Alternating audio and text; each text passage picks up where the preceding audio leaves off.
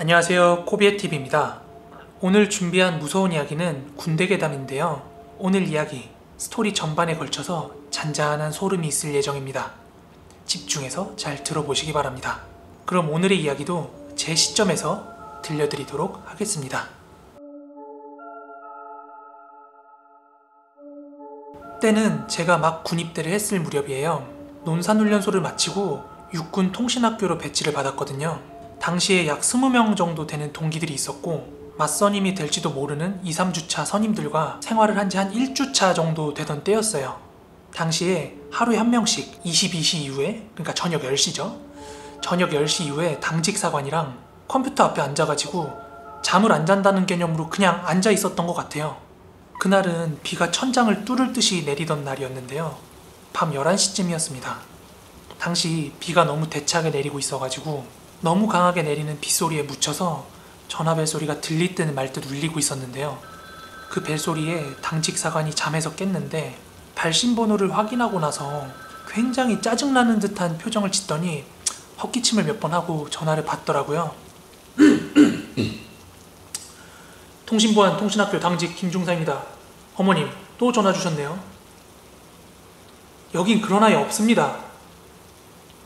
한밤중에 군대에서 이게 무슨 통화인지 궁금했는데 사건은 3주 전으로 거슬러 올라갑니다. 김중사가 당직 근무를 서고 있던 중에 저녁 11시쯤 전화가 한 통 걸려옵니다. 우리 병수가 통신학교를 간 지 일주일이 돼도 연락이 안 오는데 이게 어떻게 된 일이에요? 이런 전화를 받았던 김중사는 그냥 속으로 병수라는 애가 집에 전화를 돌리지 않았구나 이렇게 생각을 했었다고 합니다. 실제로 이렇게 전화가 걸려오는 일은 흔한 일은 아니었지만 그렇다고 또 없지도 않았대요. 후반기 교육인 통신학교는 전화, PX 가는 거, 노래방, 흡연 그 모든 게 가능했기 때문에 자대에서 억눌려서 생활하던 거에서 이제 갓 벗어난 애들 중에서는 여자친구나 친구한테는 전화를 해도 가족한테는 까먹고 전화를 안 하는 경우가 있어가지고 종종 이런 전화가 걸려오는 경우는 있었다고 합니다. 어머님, 저희가 병수한테 내일 꼭 전화 드리라고 하겠습니다. 지금은 병사들이 취침 중이라 전화를 드릴 수가 없습니다. 아침 점호 후 꼭 연락드리라고 하겠습니다. 이렇게 얘기를 하고 전화를 끊었다고 합니다. 김중사는 어떤 자식이 자꾸 자기한테 그런 피로감을 주는 일들을 만드는지 막 이를 아득바득 갈고 있었다고 합니다. 그리고 다음날 오전이 되었는데요. 김중사가 병수라는 아이를 불러냈더니 이병수랑 김병수 이렇게 두 명이 있더래요. 그래서 그 둘에게 가족한테 연락 안 한 새끼 있으면 지금 당장 연락하고 오라고 그렇게 시간을 줬대요. 그랬더니 이병수라는 아이가 전화를 안 했었나 봐요. 죄송합니다 하고 바로 전화를 하러 뛰어가더랍니다. 그 일이 있은 후 3일 정도 뒤에 김중사가 다시 당직을 서게 되는데요. 늦은 밤에 전화가 또 한 통이 울리더래요. 저희 아들이 전화가 안 와서 궁금해서 전화했어요. 병수 좀 어머님, 병수는 전화를 드렸다고 하는데 왜 자꾸 전화를 하시는지요? 이렇게 전화가 뚝 끊겼다고 합니다. 그리고 다음 날이 돼서 병사들이 다 이제 수업을 들으러 가고 교육병으로 있는 병장 하나한테 김중사가 자초지종을 얘기했더니 그 상황 설명을 해주더랍니다. 그 병소머니 말씀이십니까? 전 소대장님도 엄청 골치 아파했습니다. 매일 밤마다 그렇게 병수를 찾아대는데 그땐 병수라는 이름을 가진 병사가 해병대까지 포함해도 한 명도 없었습니다. 통신학교는 해병대 통신병들도 와서 교육을 받는 곳이었거든요. 이 이야기를 듣고 나서 김중사는 알 수 없는 싸한 기분에 휩싸였다고 합니다. 지금 여기까지가 3주 전의 이야기인데요. 그 후로 당직을 서는 날이면 매일 밤마다 그렇게 전화가 걸려왔다고 합니다. 그리고 그 다음 당직을 서는 날 김중사는 여지없이 병수 어머니의 전화를 받게 되었는데요. 뭔가 확실하게 대화를 끝마쳐야 되겠다는 그런 생각이 들었대요. 안녕하세요, 병수 엄마예요. 네, 어머님, 병수가 전화 안 드렸나요? 네, 병수가 전화를 안 하네요. 통신학교 갔다곤 들었는데 일주일째. 어머님, 병수 군번, 병수 주민번호 한 번만 불러주시겠습니까? 네, 840128. 84? 84면 30살의 이병이라고? 네, 어머님, 일단 제가 다시 전화 드리겠습니다. 병수한테 꼭 얘기하겠습니다. 그렇게 대충 얼버무리고 전화를 끊은 김중사는 통신학교 정보수록창에서 병수라는 이름을 클릭한 뒤에 840128 주민번호 앞자리를 쳐서 찾았는데요. 첫 줄에 민병수라는 이름이 뜨더래요. 정신지체가 있긴 하지만 군 생활엔 적극적으로 임함이라고 써져 있는 조교의 글.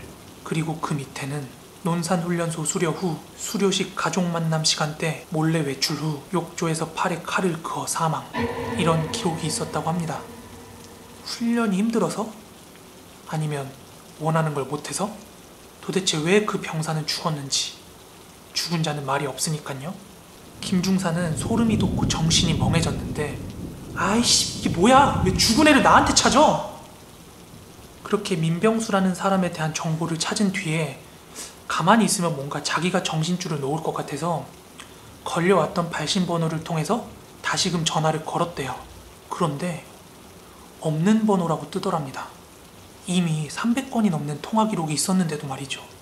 그런데 정말 소름 돋는 게 분명히 발신번호라고 찍혀있던 번호, 그리고 정보 수록창에 기입되어 있던 민병수의 어머니 전화번호랑도 일치하는 번호였는데 본인이 다시 걸었을 때는 없는 번호라고 하니까, 그래서 김중사는 그대로 넘어갈 수가 없어서 아버지의 전화번호로 전화를 걸었대요. 그렇게 아버지와의 전화를 통해서 어느 정도 자초지종을 들을 수 있었다고 하는데요. 논산훈련소에서 수료식 후에 후반기 교육을 받기로 되어 있었는데 수료식 때 부모님 두 분이 모두가 맞벌이를 하시느라고 수료식에 올 수가 없었대요. 그렇게 수료식 날 민병수란 사람은 모텔 욕조에서 극단적인 선택을 한 거고요. 당시 어머니께서 너무 큰 정신적 충격을 받아가지고 일시적으로 기억상실증에 시달렸다고 합니다. 그래서 아들이 통신학교로 넘어갈 때 그 시기로 자꾸 기억이 되돌아가는 거였대요. 그래서 어머님께서는 매일같이 그렇게 전화를 해서 민병수를 찾았던 거고요. 김중사는 아버지로부터 이런 사연을 듣고 나서 이런 슬픈 사연이 있는데 어머니한테 모질게 통화를 했던 게 못내 마음에 걸렸대요. 그리고 마음 한편으로는 엉켜있던 실타래가 풀리는 것 같은 기분이었다고 합니다. 그래서 어머니한테 위로의 말씀이라도 좀 해드리고 싶어서 아버지한테 말씀을 드렸대요. 제가 어머니랑 통화를 했는데 이렇게밖에 응대를 못 해드렸다. 좀 위로도 해드리고 사과도 하고 싶은데 아까 전화를 해보니까 없는 전화번호라고 나오더라.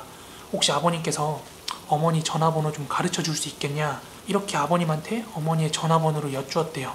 그런데 아버님한테 돌아온 대답이 굉장히 충격적입니다. 병수 엄마가요, 불과 2달 전에 병수의 빈자리를 버티지 못하고 따라서 극단적인 선택을 하셨답니다.